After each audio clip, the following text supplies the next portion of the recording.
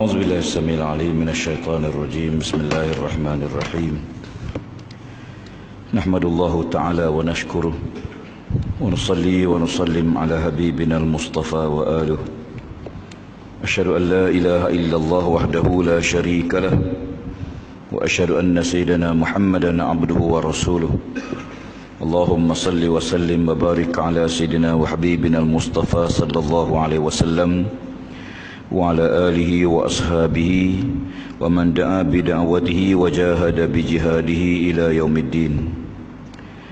Yang dihormati al-fadhil pengurus majlis, bahagia Tuan Imam, seluruh ahli jawatan kuasa masjid, tuan guru, para alim ulama, tetamu-tetamu Allah yang dimuliakan Allah sekalian.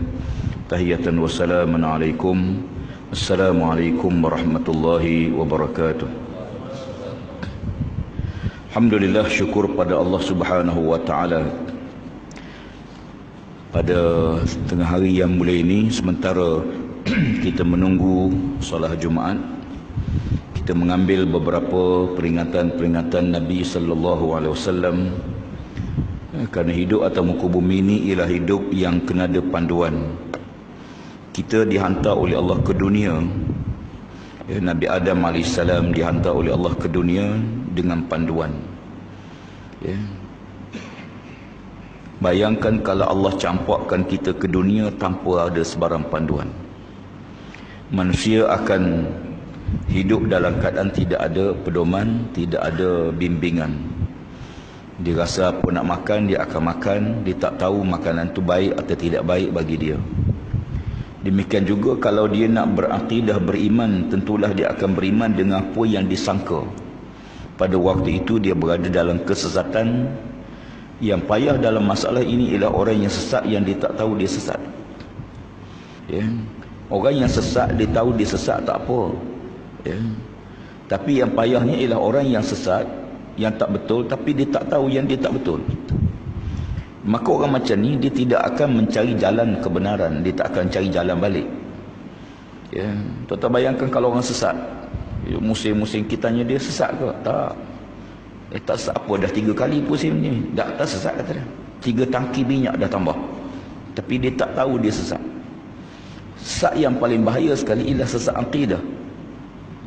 Kerana kesesatan akidah ini ialah satu kesesatan yang dia melibatkan akar umbi, foundation, tapak.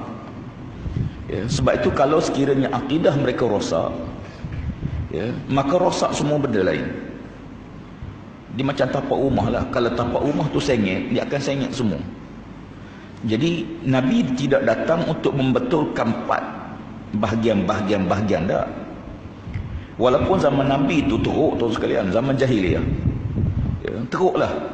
Mereka berniaga tapi mereka menipu dalam sukatan, dalam timbangan. Mereka khianat dalam jual beli. Mereka ada isteri tapi mereka melakukan perzinaan. Rosak seluruh. Jadi kalau Nabi SAW datang, Nabi nak baiki. Zaman itu rasuah teruk, penyelewengan teruk, salah guna kuasa teruk, semua teruk. Tapi Nabi tidak datang untuk mengubah bahagian-bahagian ini. Hingga saya sebut bahawa Nabi tidak datang untuk mengubah rasuah. Nabi tidak datang untuk mengubah penyelewengan. Nabi tidak datang untuk mengubah orang minum arak, orang berzina. Sebab semua kerosakan ini dia berpunca pada kerosakan akidah. Jadi kalau kita hanya baiki bahagian luar, akidah kita tidak baiki, maka dia akan rosak semula. Sebab tu kalau kita tengok, kerosakan akidah ini perlu dibetulkan dulu akidah dia, sebab yang lain akan ikut. Tuan-tuan, kenapa tuan-tuan tak menipu? Tuan-tuan berniaga, kenapa tuan-tuan tak menipu dalam perniagaan? Tipulah, untung banyak sikit. Kenapa kita tak menipu? Kerana iman kita. Kerana iman. Walaupun kita miskin macam mana sekalipun, sesak macam mana sekalipun, ada peluang buat maksiat macam mana sekalipun, kenapa tak buat maksiat? Kerana iman. Jadi kalau kita mencegah maksiat dengan tidak membetulkan tapak dia, maka kita akan gagal. Sebab tu Nabi tidak datang untuk mengubah manusia, menukar manusia, menukar orang. Tapi Nabi itu datang untuk mengubah dasar dia, perbetulkan dia dengan Islam. Nasaya akan betul segala-galanya. Sebab itu disebut oleh para ulama, dia kata kalau bila mana akidah mereka betul, engkau saksikanlah, kata dia. Ya. Kau saksikan bila akidah mereka betul, akan betul politik mereka, akan betul lah ekonomi mereka, akan betul lah sistem sosial mereka, akan betul lah undang-undang mereka, akan betul lah sistem kehakiman mereka. Tapi kalau akidah mereka tak betul, walaupun ada undang-undang yang betul, undang-undang tu diselewengkan. Ya. Undang-undang Islam adil, maha adil. Ya. Tetapi undang-undang yang adil ni kalau diberi kepada orang fasik, maka dia akan menyeleweng undang-undang.